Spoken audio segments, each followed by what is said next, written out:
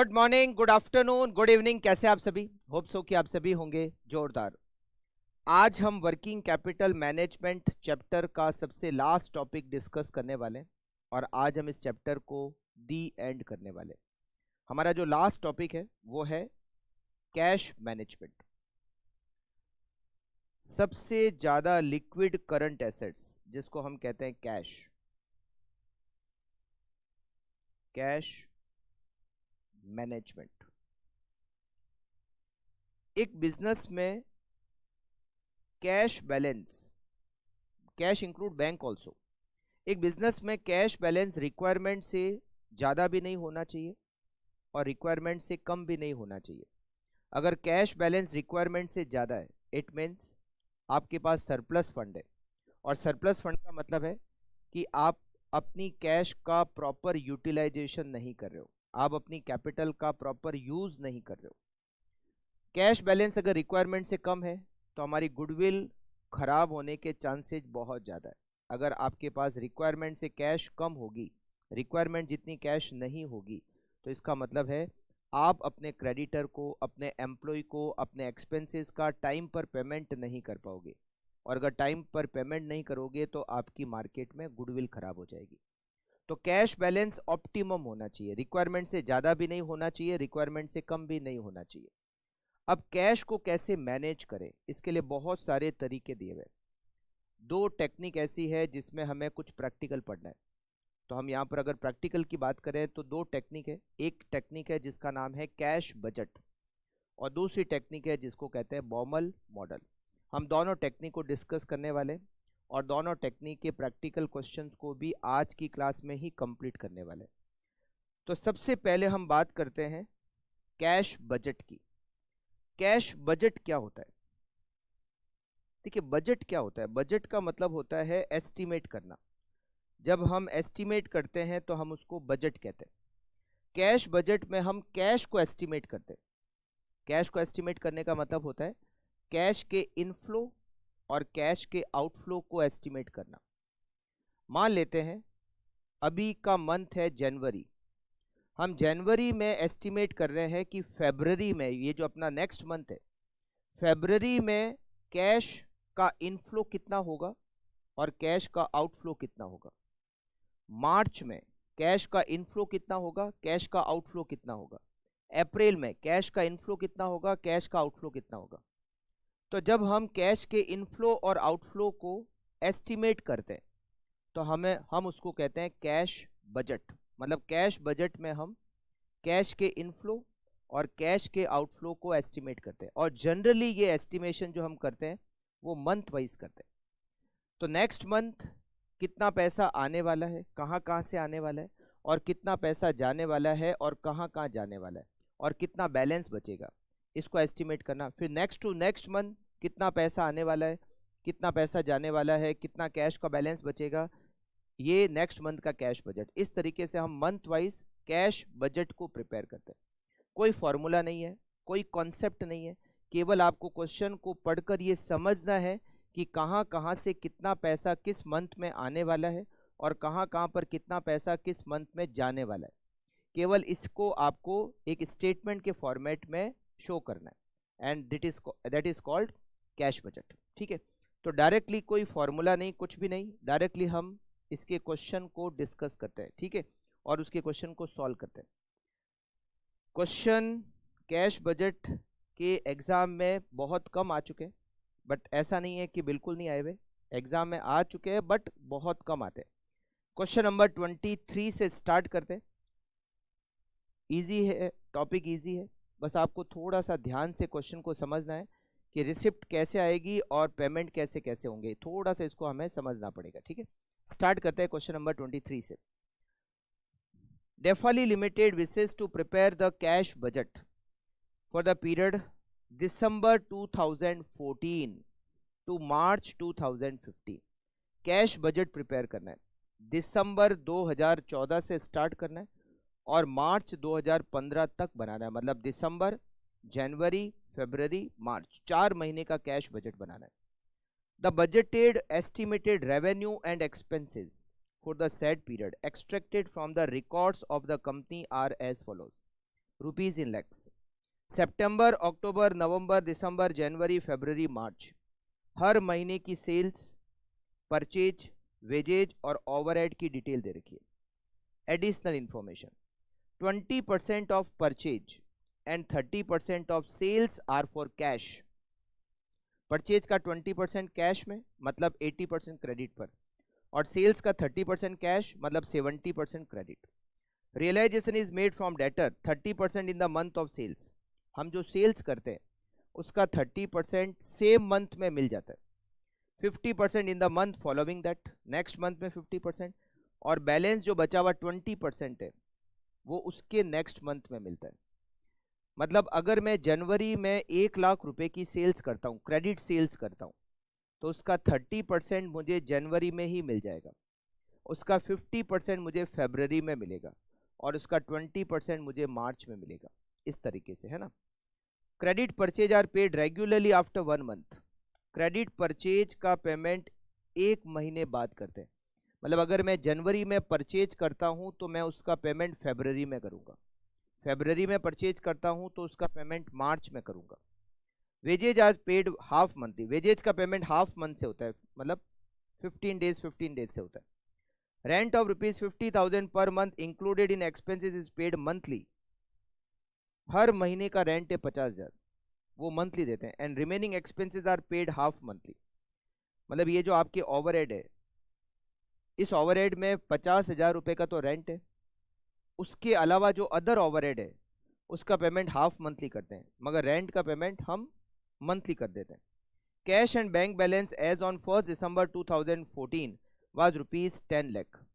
Cash का balance 1 दिसंबर 2014 को 10 लाख रुपए, and the company want to keep it at the end of every month below ₹10 lakh but not less than 9 lakh. Company चाहती है कि balance 10 lakh से कम रहे बट 9 लाख से कम नहीं हो जाए। मतलब 9 लाख तो बैलेंस मिनिमम रखना ही रखना है, उससे कम हमारा बैलेंस नहीं होना चाहिए। And the access cash being put in fix deposit in multiple of ₹1 lakh. 9 lakh से जितना भी ज़्यादा बैलेंस है उसको फिक्स डिपॉजिट में इन्वेस्ट करना है, मगर जो फिक्स डिपॉजिट में इन्वेस्ट करना है वो फिक्स डिपॉजिट 1 लाख रुपए के मल्टीपल में कराएंगे। Prepare cash budget for the 4 month ending मार्च 31, 2015। हमें दिसंबर, जनवरी, फरवरी, मार्च 4 महीने का कैश बजट बनाना है। तो चलिए सबसे पहले तो एक काम करते हैं, वर्किंग नोट बनाते हैं। Working note number 1, month. हमें यहाँ डिटेल दे रखी है सितंबर से मार्च की। बजट तो हमें दिसंबर से मार्च तक ही बनाना है, मगर डिटेल हमें सितंबर से मार्च की दे रखी है। तो यहाँ डिटेल वर्किंग नोट में सबके लिख लेते हैं। सितंबर, अक्टूबर, नवंबर, दिसंबर, जनवरी, फरवरी और मार्च। सबसे पहले सेल्स। सेल्स में कैश सेल्स और क्रेडिट सेल्स। सेल्स का बाइफर्केशन कर देते हैं। फिर दूसरा बाइफर्केशन करेंगे परचेज का। परचेज में भी कैश और क्रेडिट। और तीसरा बाइफर्केशन करेंगे ओवरहेड का, उसमें रेंट और अदर। देखिए, सेल्स का 30% कैश, 70% क्रेडिट। ये है 80 लाख की सेल्स, 80 लाख का 30%, 24 लाख कैश और 56 लाख क्रेडिट सेल्स। यहां लिख देते हैं ऊपर rupees in lakhs. October 80 lakh again, 24 cash, 56 credit.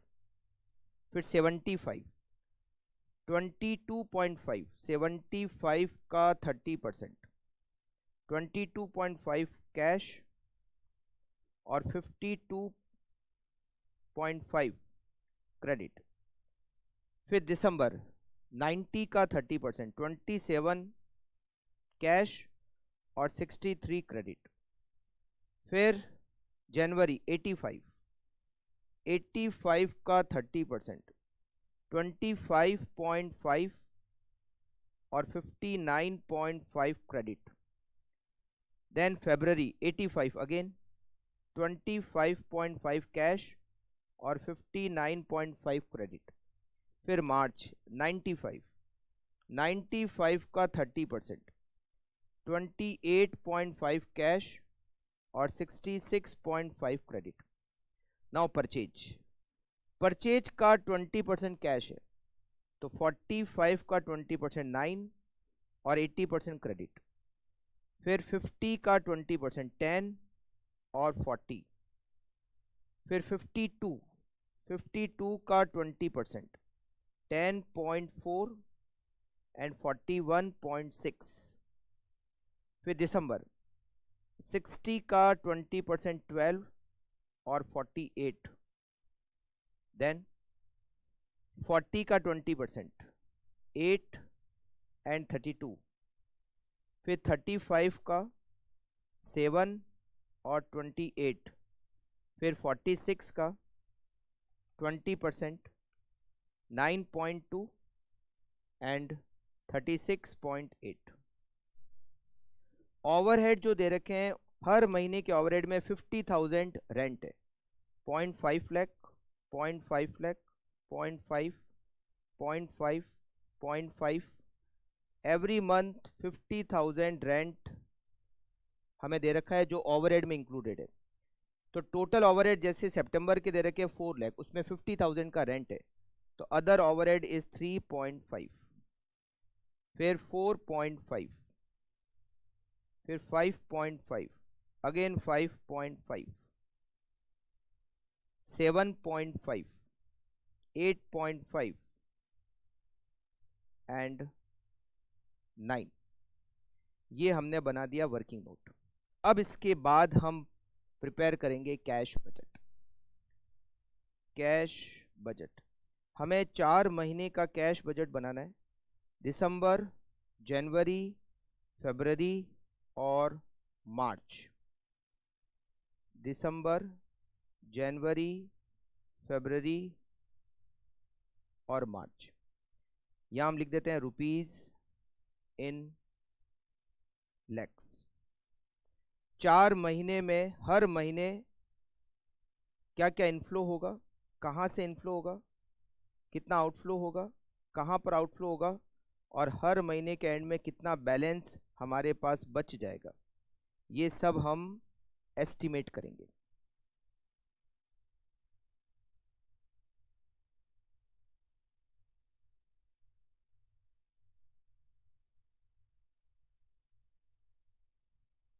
सबसे पहले ओपनिंग बैलेंस। देखो, जहां से आपको कैश बजट स्टार्ट करना होगा ना, वहां का ओपनिंग बैलेंस आपको दे रखा होगा। जैसे यहां पर अगर आप देखोगे पॉइंट नंबर एफ, तो 1 दिसंबर का बैलेंस आपको दे रखा है 10 लाख रुपीज। तो जहां से भी आपको कैश बजट बनाना स्टार्ट करना होगा, वहां का ओपनिंग बैलेंस आपको दे रखा होगा, ठीक है। तो यहां पर दिसंबर का ओपनिंग बैलेंस दे रखा है, तो हम यहां लिख देते हैं 10। अब हमें क्या करना है, जो भी रिसिप्ट होनी है वो हमें रिसिप्ट लिखनी है। मतलब जो जो रिसिप्ट है वो पहले हम लिख देते हैं। रिसिप्ट कहां कहां से होगी, एक तो कैश सेल्स से होगी। कैश सेल्स, कैश सेल्स में जिस मंथ की कैश सेल्स होती है उसका पैसा उसी मंथ में मिल जाता है। जैसे दिसंबर की कैश सेल्स कितनी है 27, मतलब ये दिसंबर में हमें रियलाइज हो जाएगा, कैश सेल्स में हाथों हाथ पैसा आ जाता है। तो दिसंबर की कैश सेल्स 27 लाख, जनवरी की कैश सेल्स 25.5 लाख, फरवरी की 25.5 लाख और मार्च की 28.5 लाख। उसके बाद में आते हैं हम क्रेडिट सेल्स पे। यहाँ थोड़ा सा ध्यान देना आप है, ठीक है। क्रेडिट सेल्स, क्रेडिट सेल्स के बारे में क्या लिखा हुआ है कि जो क्रेडिट सेल्स है, जिस मंथ की क्रेडिट सेल्स है उसका 30% तो उसी मंथ में रियलाइज हो जाता है, 50% नेक्स्ट मंथ में रियलाइज होता है, और बचा हुआ 20% क्रेडिट सेल्स का उसके नेक्स्ट मंथ में रियलाइज होता है। तो जैसे हम यहां बजट किसका बना रहे हैं, दिसंबर का, तो दिसंबर की क्रेडिट सेल्स का 30% दिसंबर में मिलेगा, 50% जनवरी में मिलेगा और 20% फरवरी में मिलेगा, करेक्ट। बट यहाँ मुझे कैश बजट दिसंबर का बनाना है, मतलब मुझे ये पता करना है कि मुझे दिसंबर में क्या मिलेगा। तो दिसंबर में मिलेगा दिसंबर की क्रेडिट सेल्स का 30%, नवंबर में जो मैंने क्रेडिट सेल्स की थी उसका 50% दिसंबर में आएगा, और जो मैंने अक्टूबर में क्रेडिट सेल्स की थी उसका 20% भी दिसंबर में आएगा। 30% उसी महीने का क्रेडिट सेल्स का उसी मंथ में मिल जाएगा। जो पिछले महीने क्रेडिट सेल्स की थी उसका 50% मुझे इस महीने मिलेगा, और जो मैंने पिछले से पिछले महीने क्रेडिट सेल्स की थी उसका 20% पैसा भी मुझे इस मंथ में मिलेगा। मतलब दिसंबर में मिलेगा दिसंबर की सेल्स का 30, नवंबर की क्रेडिट सेल्स का 50, और अक्टूबर की क्रेडिट सेल्स का 20। जैसे जनवरी में क्या मिलेगा, जो जनवरी की क्रेडिट सेल्स है उसका 30% जनवरी में ही मिलेगा, जो दिसंबर की क्रेडिट सेल्स है उसका 50% जनवरी में आएगा, और जो नवंबर की क्रेडिट सेल्स है उसका 20% जनवरी में आएगा। तो सेम मंथ का 30, लास्ट मंथ का 50, और लास्ट टू लास्ट मंथ का 20। इस तरीके से मुझे हर महीने की रिसिप्ट कैलकुलेट करनी है। ठीक है, तो यहां लिखेंगे हम 30% of same month, 50% of last month, and बचा हुआ 20% क्रेडिट सेल्स का सेकेंड लास्ट मंथ। ठीक है, अब देखिए सेम मंथ का पहले 30 कर लेते हैं हर महीने में। दिसंबर की क्रेडिट सेल्स कितनी है, 63 का 30% 18.9। जनवरी की 59.5 का 30% 17.85। फरवरी का 59.5 का 30% 17.85, और मार्च में 66.5 का 30% 19.95। अब पिछले महीने की क्रेडिट सेल्स का 50%, मतलब दिसंबर में लेंगे नवंबर की क्रेडिट सेल्स का 50%, 52.5 का 50% 26.25। जनवरी में लेंगे दिसंबर की क्रेडिट सेल्स का 50%, 63 का 50% 31.50।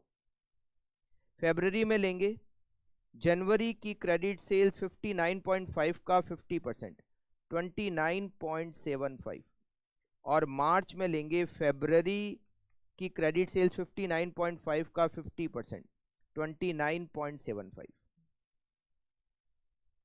अब लेंगे सेकेंड लास्ट मंथ का 20%, मतलब हम दिसंबर में लेंगे अक्टूबर की क्रेडिट सेल्स का 20%। अक्टूबर की क्रेडिट सेल्स है 56 का 20% 11.2।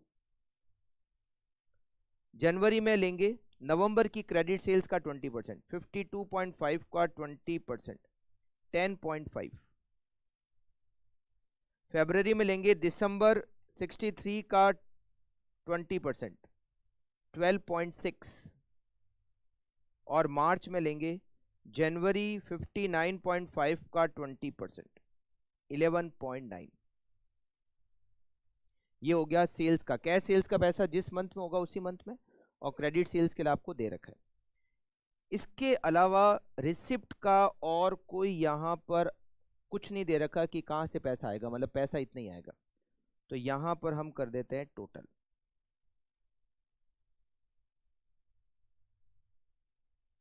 अभी आपको टोटल करनी नहीं है, बस लिखना है टोटल ए। अब हम सारे पेमेंट ले लेते हैं। सबसे पहले लेते हैं क्रेडिटर। देखिए परचेज के बारे में क्या दे रखा है, सबसे पहले तो कैश परचेज लिख लेते हैं। कैश परचेज का मतलब है जिस मंथ में परचेज उसका इमीडिएट पेमेंट। तो दिसंबर की कैश परचेज है 12, जनवरी की 8, फरवरी की 7, और मार्च की 9.20। कैश परचेज मतलब इमीडिएट पेमेंट। फिर हम लिखते हैं यहां पर क्रेडिट परचेज। क्रेडिट परचेज के बारे में क्या लिखा हुआ है, क्रेडिट परचेज के बारे में दे रखा है credit purchase are paid off regularly after 1 month. मतलब जिस मंथ में परचेज करते हैं उसका पेमेंट उसके नेक्स्ट मंथ में करते हैं। तो दिसंबर में पेमेंट करेंगे जो हमने नवंबर में परचेज किया था, जो लास्ट मंथ परचेज किया था। नवंबर में कितना परचेज किया था? क्रेडिट परचेज नवंबर की कितनी है? नवंबर की क्रेडिट परचेज है 41.6। इसका पेमेंट होगा, यहां लिख देते हैं लास्ट मंथ, 41.6 का पेमेंट दिसंबर में करेंगे। दिसंबर में परचेज किया हमने 48, इसका पेमेंट जनवरी में होगा। जनवरी में हमने परचेज किया 32, इसका पेमेंट फरवरी में होगा। और फरवरी में हमने परचेज किया 28, इसका पेमेंट मार्च में होगा। देन नेक्स्ट पेमेंट देखिए, ये आपका परचेज हो गया, सेल्स का हो गया, परचेज का भी होगा। Wages are paid half monthly. Half monthly में कैसे होगा? पिछले महीने का 50% और सेम मंथ का 50%। जहां पर भी हाफ मंथ दे रखा हो तो पिछले महीने का 50% लेना है और सेम मंथ का 50% लेना है। तो दिसंबर में लेंगे नवंबर का 50% और दिसंबर का 50%। जनवरी में लेंगे दिसंबर का 50% और जनवरी का 50%। तो वेजेज में जहां पर आपको हाफ मंथ दे रखा है, 50% ऑफ लास्ट मंथ और 50% ऑफ सेम मंथ। पिछले महीने का 50 लेते हैं पहले। तो नवंबर की वेजेज कितनी है? यहां वेजेज दे रखी है नवंबर की 18, उसका 50% होता है 9। और सेम मंथ दिसंबर का 50% होता है 10। तो लेंगे 9 पिछले महीने का 50% और सेम मंथ का 50% होता है 10। जनवरी में लेंगे दिसंबर का 50% 10 और जनवरी का 50% विच इज 9। फरवरी में लेंगे जनवरी का 50% 9 और फरवरी का 50% 7.5। मार्च में लेंगे फरवरी का 50% 7.5 और मार्च का 50% 12। पिछले महीने का 50% और सेम मंथ का 50%, अगर हाफ मंथ आपको दे रखा हो तो। वेजेज के बाद रेंट। रेंट हर महीने का 50,000 है। रेंट एवरी मंथ 50,000 का रेंट। रेंट के अलावा जो अदर ओवरहेड है उसमें आपको टाइम पीरियड दे रखा है, अदर एक्सपेंसेस उसमें दे रखा है टाइम पीरियड आपको हाफ मंथ। और मैंने आपको हाफ मंथ में क्या बताया? 50% पिछले महीने का और 50% सेम मंथ का। 50% of last month and 50% of same month. पिछले महीने का 50% और उसी महीने का 50%। तो देखिए अदर ओवरहेड में आपको यहां पर नवंबर के अदर ओवरहेड है 5.5, उसका 50% लेना है दिसंबर में। और दिसंबर के ओवरहेड आपको 5.5, उसका भी 50% लेना है। तो 5.5 का 50% 2.75 और सेम मंथ का 2.75। जनवरी में दिसंबर का 50% 2.75 और जनवरी का 50% 3.75। फरवरी में जनवरी का 50% 3.75 और फरवरी का 50% विच इज 4.25। मार्च में फरवरी का 50% 4.25 और मार्च का 50% 4.50। ये आपके हो गए अदर एक्सपेंसेस। तो देखिए यहां पर रेंट का भी पॉइंट हो गया। अब इसके अलावा और कोई पेमेंट की डिटेल यहां पर नहीं है, तो हम यहां लिख देते हैं टोटल बी।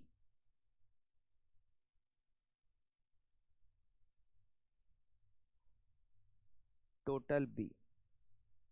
फिर हम यहां लिखेंगे closing balance A minus B.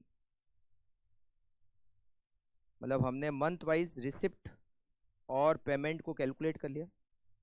फिर यहां लिखेंगे closing balance A minus B. फिर हम यहां लिखेंगे माइनस फिक्स डिपॉजिट और अगेन लिखेंगे closing balance.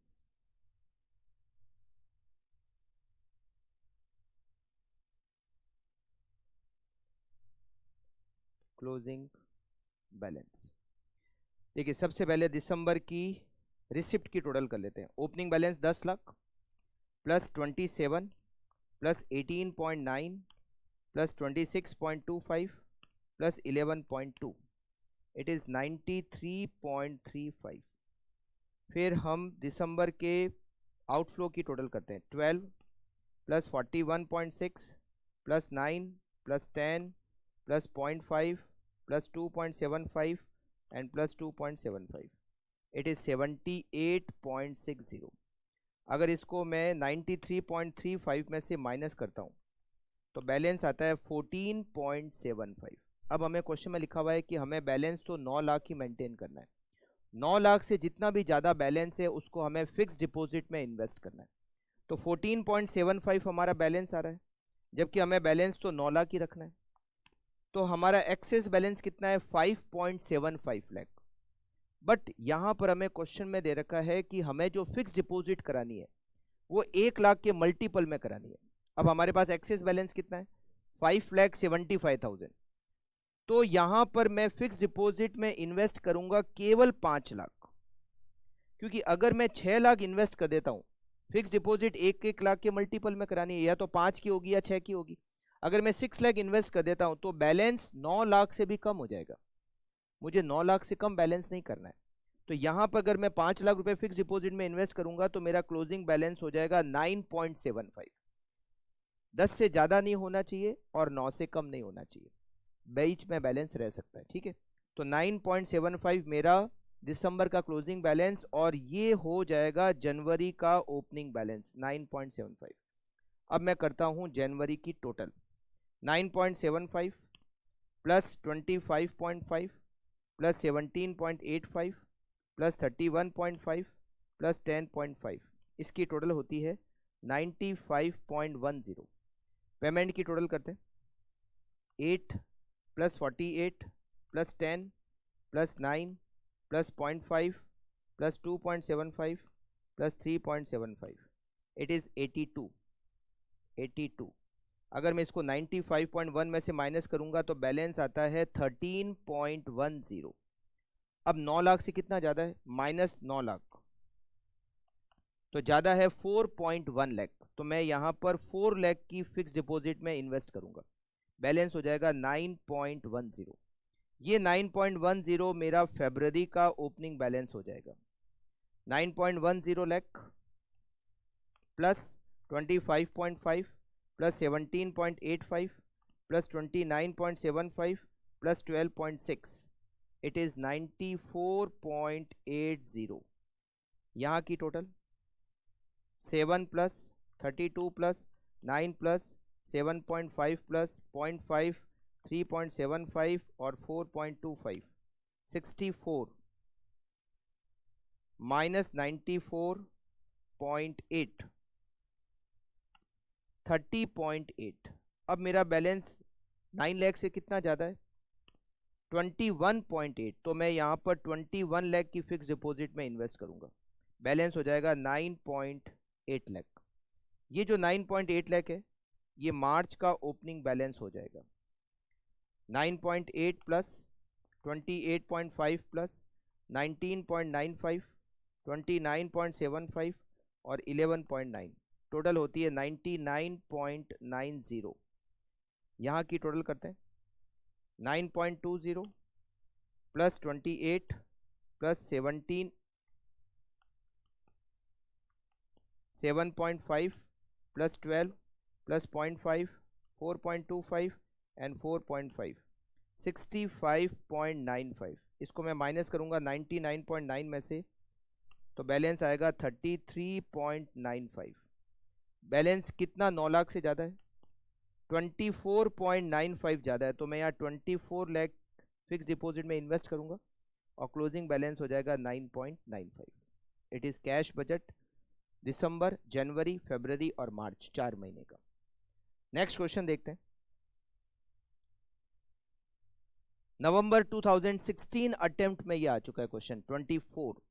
Following information relates to ABC company for the year 2016। Projected sales rupees in lakhs. Sales आपको अगस्त, सितंबर, अक्टूबर, नवंबर, दिसंबर 5 महीने की दे रखी है और ये रुपीज इन लैक्स में दे रखी है। जीपी रेट दे रखी है सेल्स का 20%, मतलब सेल्स का 20% जीपी है तो cost of goods sold is 80% of sales. 10% of projected sales will be cash, मतलब जितनी सेल्स है उसका 10% cash, 90% is credit sales. Out of credit sales 50% next month realize होगा और बाकी का जो बचा हुआ 50% है वो next to next month realize होगा। Creditor will be paid in the first month following credit purchase, there will be credit purchase only. Creditor को जिस मंथ में परचेज करते हैं उसके नेक्स्ट मंथ में पेमेंट करते हैं। Wages and salary will be paid on the first day of the next month. Wages and salary, wages and salary का मतलब केवल वेजेज ही है, तो वेजेज का पेमेंट जिस मंथ की वेजेज होती है उसका नेक्स्ट मंथ पेमेंट करते हैं। The amount will be ₹3 lakh each month. Interim dividend 2 lakh will be paid in December 2016. Machinery costing ₹10 lakh will be purchased in September 2016. Repayment by installment of ₹50,000 per month will start from October 2016. 10 lakh की machine खरीदेंगे सितंबर में और उसका payment monthly instalment में होगा 50,000 की, और ये 50,000 की इंस्टॉलमेंट स्टार्ट हो रही है अक्टूबर से। अक्टूबर से हर महीने हमें 50,000 रुपये पे करने हैं। एडमिनिस्ट्रेटिव एक्सपेंसेस पर 1 लाख पर मंथ, जो कि हर महीने हम पे करेंगे। मिनिमम कैश बैलेंस, कोई मिनिमम कैश बैलेंस नहीं रखना है। ओपनिंग कैश बैलेंस 1 अक्टूबर का 10 लाख रुपए। आपको 3 महीने का कैश बजट बनाना है, अक्टूबर, नवंबर और दिसंबर, और आपको 1 अक्टूबर का ओपनिंग बैलेंस दे रखा है 10 लाख रुपए। सबसे पहले तो हम बना देते हैं एक वर्किंग नोट 1 मंथ। आपको यहां पर डिटेल दे रखी है अगस्त से दिसंबर की। अगस्त, सितंबर, अक्टूबर, नवंबर, दिसंबर। सेल्स का बाइफर्केशन करते हैं, उसमें कैश सेल्स है और क्रेडिट सेल्स है। कैश सेल्स कितनी है? टोटल सेल्स का 10% कैश, तो 35 लाख का 10%, 3.5 और 31.5 क्रेडिट। 40 का 10%, 4 कैश, 36 क्रेडिट। अगेन 40 का 10%, 4 कैश, 36 क्रेडिट। फिर 45 का 10%, 4.5 कैश और 40.5 क्रेडिट। 45, 4.5 कैश और 40.5 क्रेडिट। परचेज पूरी की पूरी क्रेडिट, मगर इस क्वेश्चन में परचेज कितनी है वो दिया हुआ नहीं है। अब परचेज कैसे निकालेंगे, बिल्कुल आप लोग समझना। Cost of goods sold, cost of goods sold यहां पर हमें जीपी की रेट दे रखी है जो कि सेल्स का 20% है। इसका मतलब सेल्स का 80% कॉस्ट ऑफ गुड्स सोल्ड। और कॉस्ट ऑफ गुड्स सोल्ड में क्या क्या आता है? एक तो आती है वेजेज और एक आती है परचेज, मतलब मटेरियल। ठीक है, जैसे मान लो अगस्त की सेल्स कितनी है 35 लाख, इसका 80% हो गया कॉस्ट ऑफ गुड्स सोल्ड। हर महीने जो वेजेज है वो 3 लाख रुपए। Every month wages is 3 lakh, wages every month 3 lakh. तो इसका मतलब है कॉस्ट ऑफ गुड्स सोल्ड में वेजेज को माइनस कर दे तो हर महीने की परचेज आ जाएगी। तो cost of goods sold sales दे रखी है अगस्त की 35, इसका 80% कॉस्ट ऑफ गुड्स सोल्ड होता है 28 में से 3 लाख वेजेज को माइनस करेंगे तो परचेज होगी 25 लाख। फिर सितंबर 40 लाख की परचेज, उसका 80% 32 में से 3 को माइनस किया 29। फिर दिसंबर 40 का 80% 32, 3 माइनस किया तो 29। उसके बाद नवंबर 45 का 80% 36, 3 को माइनस किया तो 33। और दिसंबर 45 उसका 80% 36, 3 माइनस किया तो 33। ठीक है, अब बनाते हैं हम कैश बजट जो कि 3 महीने का बनाना है, अक्टूबर, नवंबर और दिसंबर।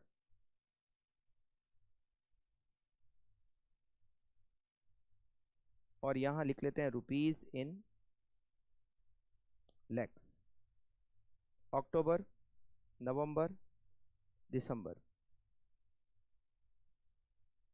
ओपनिंग बैलेंस 1 अक्टूबर का opening balance 10 lakh. Cash sales, अक्टूबर की कैश सेल्स 4 लाख, नवंबर की कैश सेल्स 4.5 लाख, दिसंबर की cash sales 4.5 lakh. Credit sales, credit sales में दे रखा है कि जो क्रेडिट सेल्स होती है उसका नेक्स्ट मंथ 50% मिलता है और नेक्स्ट टू नेक्स्ट मंथ 50% मिलता है। मतलब मैं अगर जनवरी में क्रेडिट सेल्स करता हूं 10 लाख की तो उसका 5 लाख मिलता है फरवरी में, 5 लाख मिलता है मार्च में। अब मुझे यहाँ पर पता ये करना है कि अक्टूबर का कैश बजट बनाना है, तो अक्टूबर में क्या मिलेगा। तो जो मैंने सितंबर में क्रेडिट सेल्स किए उसका 50% अक्टूबर में आएगा, और जो मैंने अगस्त में क्रेडिट सेल्स किए उसका 50% भी मुझे अक्टूबर में मिलेगा। लास्ट मंथ की क्रेडिट सेल्स का 50% और लास्ट टू लास्ट मंथ की क्रेडिट सेल्स का 50%, तो मुझे मिलेगा 50% of last month credit sales और 50% of second last month credit sales. तो अक्टूबर में लेते हैं, अक्टूबर में मिलेगा सितंबर की क्रेडिट सेल्स 36 है, उसका 50% 18, और जो अगस्त की क्रेडिट सेल्स है 31.5 उसका 50%, 31.5 का 50% होता है 15.75, 15.75। नवंबर में मुझे मिलेगा अक्टूबर की क्रेडिट सेल्स का 50% जो कि होता है 18, और नवंबर और सितंबर की क्रेडिट सेल्स का 50% वो भी है 18। दिसंबर में मिलेगा नवंबर की क्रेडिट सेल्स का 50% विच इज 20.25, और अक्टूबर की क्रेडिट सेल्स का 50% विच इज 18। लास्ट मंथ का 50% और लास्ट टू लास्ट मंथ का भी 50%। क्या इसके अलावा और कोई रिसिप्ट है हमारे पास? हमारे पास इसके अलावा और कोई रिसिप्ट नहीं है। तो यहां पर हम करेंगे टोटल। अभी आपको टोटल नहीं लिखना है, टोटल ए। अब पेमेंट करते हैं। पेमेंट में सबसे पहले तो क्रेडिट परचेज का पेमेंट नेक्स्ट मंथ करते हैं। तो जो मैंने लास्ट मंथ परचेज किया था उसका पेमेंट मैं करंट मंथ में करूंगा, मतलब मैं अक्टूबर में पेमेंट करूंगा जो मैंने सितंबर में परचेज किया था। सितंबर में मेरी क्रेडिट परचेज कितनी थी? 29। सितंबर में मेरी क्रेडिट परचेज थी 29, इसका पेमेंट मैं अक्टूबर में करूंगा। नवंबर में पेमेंट करूंगा अक्टूबर की credit purchase which is also 29, और दिसंबर में पेमेंट करूंगा मैं नवंबर की क्रेडिट परचेज का payment which is 33। Then wages का पेमेंट भी मैं नेक्स्ट मंथ करता हूं। तो मैं अक्टूबर में पे करूंगा सितंबर की वेजेज विच इज 3 लाख, नवंबर में पे करूंगा अक्टूबर की wages which is also 3 lakh, दिसंबर में पेमेंट करूंगा नवंबर की वेजेज वो भी 3 लाख रुपए। तो ये आपका सेल्स का मैटर खत्म हो गया, परचेज का हो गया, क्रेडिटर का हो गया, वेजेज का हो गया। इंटरिम डिविडेंड मुझे पे करना है 2 लाख, दिसंबर में पे करना है। ये एक पेमेंट है, और कब करना है? दिसंबर में करना है 2 लाख रुपए। तो यहां लिखते हैं interim dividend 2 lakh in the month of December. Then machinery purchase करेंगे, उसकी इंस्टॉलमेंट होती है मंथली 50,000। कब से स्टार्ट हो रही है? अक्टूबर से। तो यहां पर लिखेंगे month installment of machinery 50,000 from October, 0.5 lakh, 0.5 lakh, 0.5 lakh. अक्टूबर में भी 50,000, नवंबर में भी 50,000, दिसंबर में भी 50,000। उसके बाद एडमिनिस्ट्रेटिव एक्सपेंसेस 1 लाख, और उसको हर महीने जिस मंथ का है उसी मंथ में पे करना है। तो अक्टूबर के 1 लाख एडमिनिस्ट्रेटिव ओवरहेड अक्टूबर में पे करेंगे, नवंबर के नवंबर में पे करेंगे, दिसंबर के दिसंबर में पे करेंगे। इसके अलावा और कोई पेमेंट नहीं है। तो यहाँ हम लिखेंगे टोटल बी, और फिर लिखेंगे closing balance A minus B. सबसे पहले अक्टूबर की टोटल कर लेते हैं। 10 plus 4 plus 18 plus 15.75, it is 47.75। फिर इसके पेमेंट की टोटल करते हैं। 29 plus 3 plus 0.5 plus 1, 33.5 minus 47.75, 14.25 is closing balance. 14.25 हम लिखेंगे नेक्स्ट मंथ का ओपनिंग बैलेंस। फिर इसकी टोटल करते हैं। 14.25 plus 4.5 plus 18 plus 18 equal to 54.75। फिर यहाँ की टोटल करते हैं, ये होती है अगेन 33.5। 54.75 minus 33.5, closing balance 21.25। ये 21.25 दिसंबर का ओपनिंग बैलेंस हो जाएगा। 21.25 प्लस 4.5 प्लस 20.25 प्लस 18, यहाँ की टोटल हो जाएगी 64। फिर total B 33 plus 3 plus 2 plus 0.5 plus 1 39.5 minus करेंगे इसको 64 में से तो क्लोजिंग बैलेंस आएगा 25.50 और ये बन गया हमारा cash budget. Next question, question number 25 और ये दिसंबर 21 के एग्जाम में आ चुका है। A garment trader is preparing cash forecast for the first 3 months of calendar year 2021. His estimated sales for the forecasted period are as follows. Sales in 1000, जनवरी की 600,000 मतलब 6 लाख रुपए, फरवरी की भी 6 लाख और मार्च की भी 8 लाख और मार्च की 8 lakh. The trader sells directly to public against cash payment and to other entities on credit. Credit sales are expected to be 4 times the value of direct sales to public. मतलब जो क्रेडिट सेल्स है जो public को cell करते हैं उससे 4 गुना है। He expect 15% customer to pay in the month in which credit sales are made. Credit sales का 15% सेम मंथ में होता है। 25% to pay in the next month, 25% next month में देना है और 58% to pay in the next month, next to next month. The outstanding balance is expected to be return off, मतलब credit sales का पूरा पैसा नहीं आएगा, 15% सेम मंथ में आएगा, 25% अगले महीने आएगा और 58% उसके अगले महीने आएगा, 98% ही आएगा, 2% जो है वो बैड डेट्स हो जाएगा। Purchase of goods are made in the month prior to sales and it amount to 90% of sales and are made on credit. Purchase जो करेंगे सेल्स, परचेज सेल्स का 90% है और वो 1 महीने पहले करेंगे। Payment of these occur in the month after the purchase, और पेमेंट जो करेंगे क्रेडिट परचेज का वो जिस मंथ परचेज करते हैं उसके नेक्स्ट मंथ में पेमेंट करते हैं। No inventories of goods held, closing opening stock 0। Cash balance 1 January rupees 50,000. Actual sales for last 2 months of calendar year 2020, दिसंबर और नवंबर पिछले 2 महीने की क्रेडिट सेल्स आपको दे रखी है, दैट इज 6 लाख, पिछले 2 महीने की एक्चुअल सेल्स दे रखी है 6,40,000 नवंबर और 880 दिसंबर। आपको कैश बजट बनाना है 3 महीने का, जनवरी, फरवरी और मार्च। देखा जाए तो यहाँ पर रिसिप्ट का एक ही सोर्स है सेल्स, कैश सेल्स और क्रेडिट सेल्स, और पेमेंट आपको केवल एक ही दिया हुआ है वो है परचेज। तो केवल पेमेंट एक ही पेमेंट आपको करना है परचेज का और एक ही रिसिप्ट है सेल्स, बाकी कुछ है ही नहीं, कोई खर्चा वगैरह कुछ और दिया हुआ क्वेश्चन में नहीं है। तो सबसे पहले तो एक काम करते हैं, बना देते हैं वर्किंग नोट। मंथ नवंबर, दिसंबर, जनवरी, फरवरी और मार्च। सेल्स का बाइफर्केशन करते हैं, उसमें कितनी कैश है और कितनी क्रेडिट है, ठीक है। और एक और चीज निकालेंगे, परचेज, ठीक, मतलब मटेरियल की रिक्वायरमेंट। सबसे पहले तो देखो यहां लिखा हुआ है कि जो पब्लिक को डायरेक्टली सेल करते हैं वो तो कैश में करते हैं और अदर एंटिटीज को क्रेडिट पे करते हैं। क्रेडिट सेल्स 4 गुना है जो हम पब्लिक को सेल्स करते हैं, मतलब अगर पब्लिक को सेल्स करता हूं मैं 1 रुपए की, मतलब कैश सेल्स 1 रुपए की करता हूं तो क्रेडिट सेल्स 4 रुपए की होती है। तो क्रेडिट सेल्स और कैश सेल्स का रेशियो, मतलब कैश सेल्स और क्रेडिट सेल्स का रेशियो हो गया 1:4।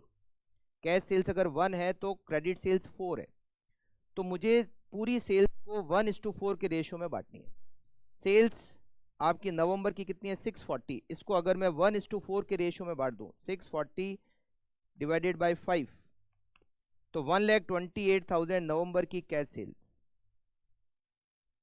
And 5,12,000 credit sales. दिसंबर की 880,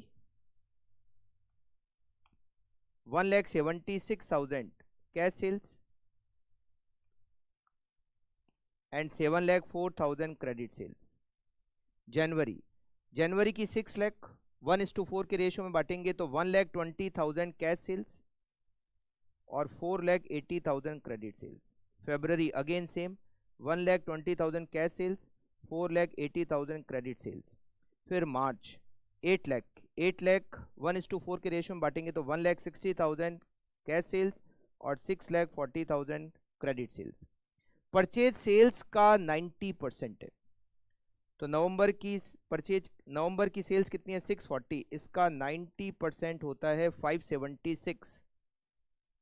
ये मटेरियल की रिक्वायरमेंट हो गई नवंबर की। दिसंबर 880, इसका 90% 7,92,000। जनवरी 6 लाख, उसका 90% 5,40,000। फरवरी 6 लाख, उसका 90% 5,40,000। मार्च 8 लाख, उसका 90% 7,20,000। ठीक है, चलिए अब बना देते हैं हम कैश बजट 3 महीने का, जनवरी, फरवरी और मार्च।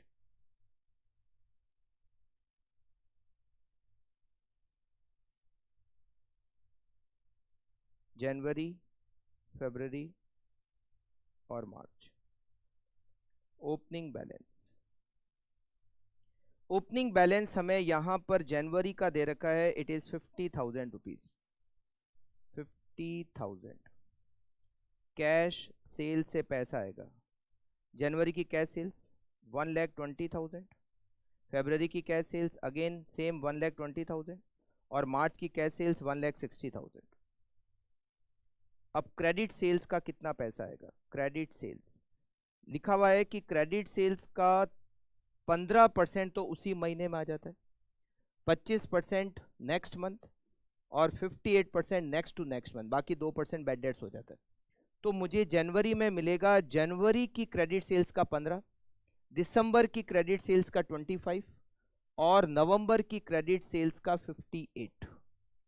लास्ट मंथ का 15% of same month, 25% of last month and 58% of second last month. Second last month ये हमारी आ जाएगी रिसिप्ट। तो सबसे पहले तो सेम मंथ का 15% ले लेते हैं। जनवरी की क्रेडिट से 480 का 15% 72,000। फिर फरवरी 480, उसका 15% सेम 72,000। मार्च की क्रेडिट सेल्स है 640, उसका 15% 96,000। ये हो गया हमारा क्रेडिट सेल्स। उसके बाद में 25% ऑफ लास्ट मंथ, तो यहां पर हमारा जो दिसंबर है उसकी क्रेडिट सेल्स है 7,04,000, उसका 25% 1,76,000 जनवरी में मिलेगा। फरवरी का 25% 1,20,000 फरवरी में, और फरवरी 480 का 25% 120 मार्च में। फिर लास्ट टू लास्ट मंथ का 58%, नवंबर की क्रेडिट सेल्स 5,12,000, इसका 58% 296,960 ये मिलेगा जनवरी में, 296,960। फरवरी में मिलेगा दिसंबर की क्रेडिट सेल्स का 58%, 7,04,000 का 58% 408,320। और मार्च में मिलेगा जनवरी की क्रेडिट सेल्स 480 का 58% 278,400। 278,400। अब कर देते हैं इसकी, लिख देते हैं टोटल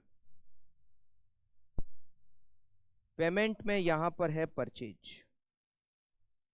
अब देखिए यहां पर परचेज के अंदर अच्छा पॉइंट है, ये हमने सेल्स का पॉइंट तो क्लियर कर लिया। परचेज सेल्स का 90% है, ठीक है।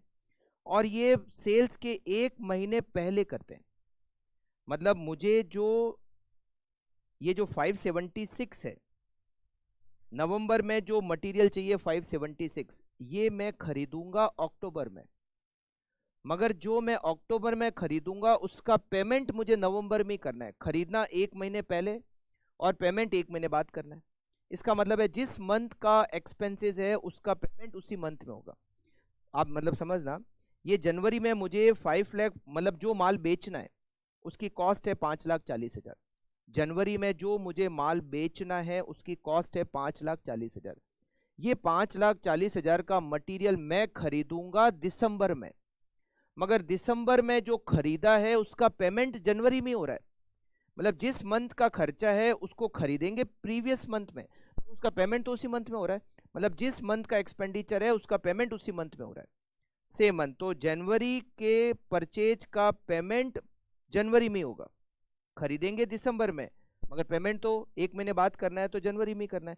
फरवरी की परचेज 540 का पेमेंट फरवरी में ही होगा, और मार्च 720 का पेमेंट मार्च में ही होगा। इसके अलावा और कोई पेमेंट यहाँ पर है नहीं। परचेज हो गया, रिसिप्ट हो गई सारी, तो यहाँ पर हम कर देते हैं टोटल बी और उसके बाद क्लोजिंग बैलेंस। टोटल बी 540, 540 और 720, फिर closing balance A minus B. जनवरी का करते हैं सबसे पहले, तो 50,000 plus 1,20,000 plus 72,000 plus 1,76,000 plus 296,960, 7,14,960 minus 540, closing balance 174,960। ये 174,960 आपका बैलेंस हो जाएगा फरवरी का ओपनिंग। 174,960 इसमें प्लस करेंगे 1,20,000 प्लस करेंगे 72,000 प्लस करेंगे 120 प्लस करेंगे 408,320, इट इज 895,280। 895,280 में से माइनस करेंगे 5,40,000, इट इज 355,280। 355,280 आपका ओपनिंग बैलेंस हो जाएगा मार्च का।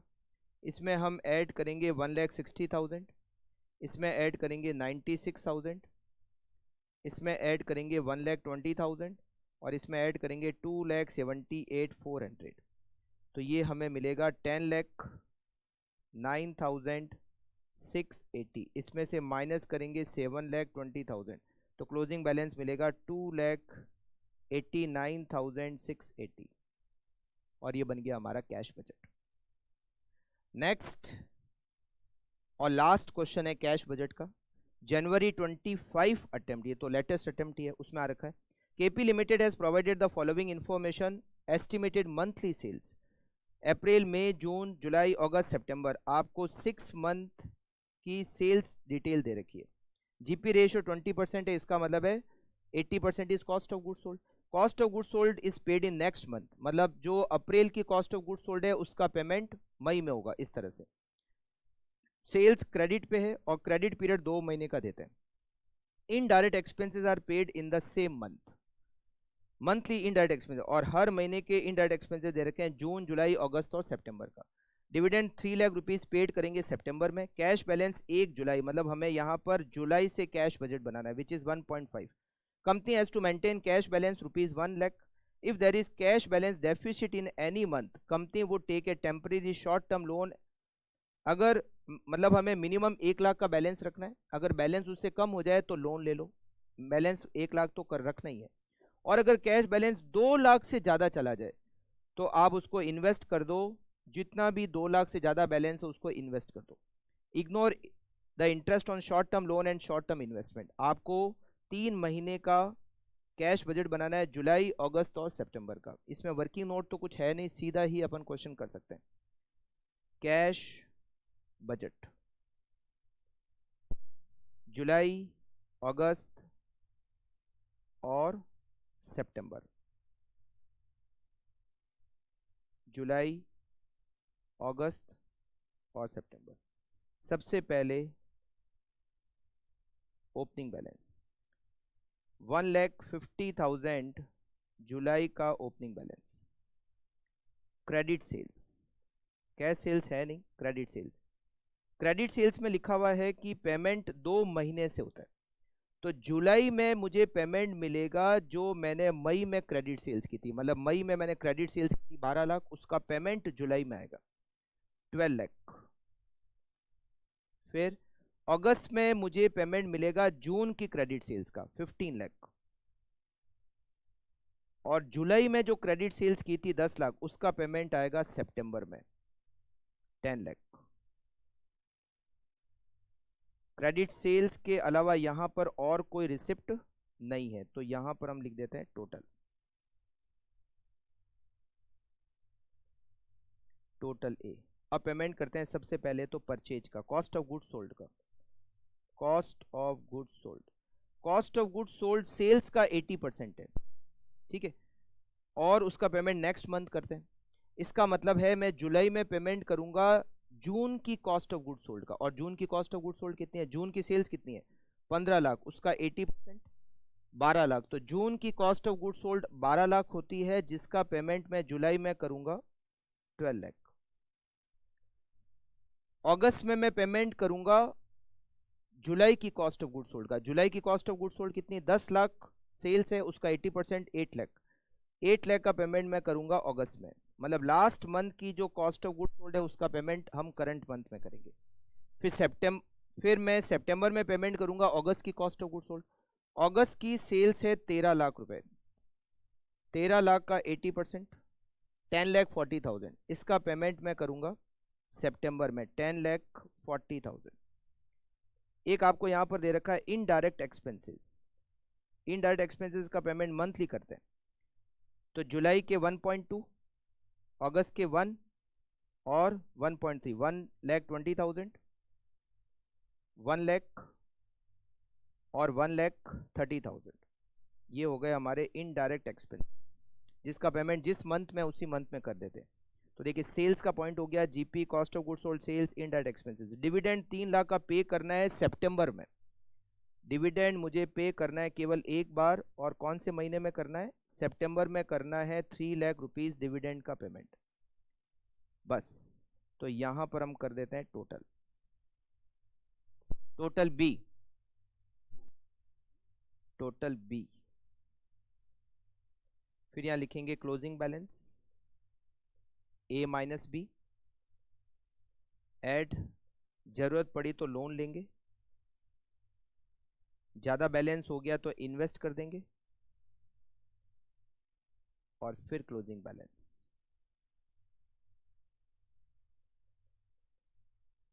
ठीक है, कैसे? सबसे पहले जुलाई, जुलाई की टोटल होती है 13,50,000, यहां की टोटल होती है 13,20,000। क्लोजिंग बैलेंस हो रहा है 30,000, जबकि यहां कह रखा है कि हमें क्लोजिंग बैलेंस मिनिमम कितना रखना है, 1 लाख रुपए। तो कितना कम पड़ रहा है, 70,000 कम हो रहा है, तो 70,000 का हम लेंगे यहां पर लोन। लोन लेंगे, इन्वेस्ट कुछ नहीं करेंगे, और हमारा बैलेंस हो जाएगा 1 लाख रुपए।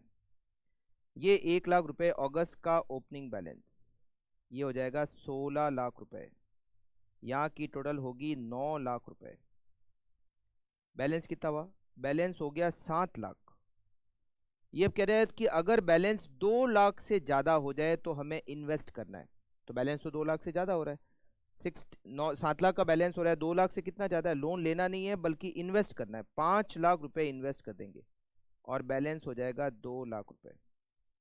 ये 2 लाख रुपए सितंबर का ओपनिंग बैलेंस, ये हो जाएगा 12 लाख रुपए। यहाँ की टोटल हो जाएगी आपकी 10,40,000 प्लस 1,30,000 प्लस 3 लाख, ये हो जाएंगे 14,70,000। तो ये तो नेगेटिव बैलेंस हो गया। कितना नेगेटिव बैलेंस है, 2,70,000 का नेगेटिव बैलेंस है, जबकि हमें 1 लाख रुपए का मिनिमम बैलेंस रखना है। तो मैं यहाँ पर लोन लूंगा 3,70,000 रुपए का, तब जाके मेरा बैलेंस हो जाएगा 1 लाख रुपए का। ठीक है, तो ये हो गया हमारा कैश बजट। कैश मैनेजमेंट में यहाँ एक और टॉपिक दे रखा है, वो है बॉमल मॉडल। अगर हम कॉस्टिंग पढ़ते हैं तो कॉस्टिंग में आता है ईओक्यू मॉडल। ईओक्यू मॉडल का मतलब बॉमल मॉडल। कैश बैलेंस कितना रखना है, इसके लिए बॉमल ने एक फॉर्मूला बताया, वो वैसे ही फॉर्मूला है जैसे ईओक्यू का फॉर्मूला है। बॉमल का फॉर्मूला क्या था, C equals to 2FT divided by R. इसमें C का मतलब होता है कैश बैलेंस जो रखना है आपको, या लॉट साइज जो भी है। F का मतलब होता है total cash required, cash balance, या फिर इसको कह सकते हैं lot size. Lot size F का मतलब होता है total cash required in a year, एक साल में कितनी कैश चाहिए।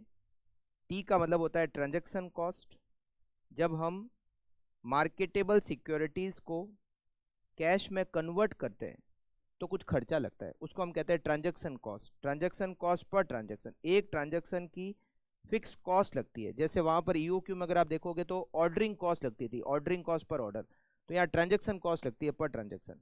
और आर का मतलब होता है rate of interest on investment या rate of return on investment. इस तरह से एक लॉट की साइज हम कैलकुलेट करते हैं।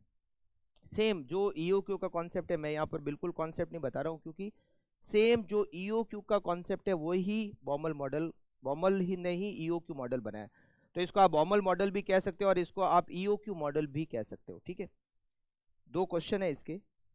एक क्वेश्चन है आपका यहाँ पर 27, केवल और केवल कैश बैलेंस को कैलकुलेट करना है as per Baumol model. A firm maintain a separate account for cash disbursement, total disbursement are ₹260 to 500 per month. एक महीने में 260 to 500 कैश की रिक्वायरमेंट होती है, तो एक साल में कितनी होगी। 260 to 500 multiply by 12 equals to 260 to 500 multiply by 12, एक साल में 31,50,000 कैश की रिक्वायरमेंट होगी। Administrative and transaction cost of transferring cash to disbursement account, एक ट्रांजैक्शन की कॉस्ट टी ₹25, और सिक्योरिटीज पर रेट ऑफ रिटर्न है 7.5%, मतलब आर। 7.5% को हम लिखेंगे 0.075। तो कैश बैलेंस कितना होना चाहिए, C equals to 2 multiply by 31,50,000 multiply by 25 divided by 0.075। तो हमें कितना कैश बैलेंस रखना चाहिए as per Baumol, 2 multiply by 31,50,000 multiply by 25 divided by 0.075, और जो आएगा इसका अंडर रूट करेंगे तो ये होगा 45,826 का हमें बैलेंस रखना चाहिए।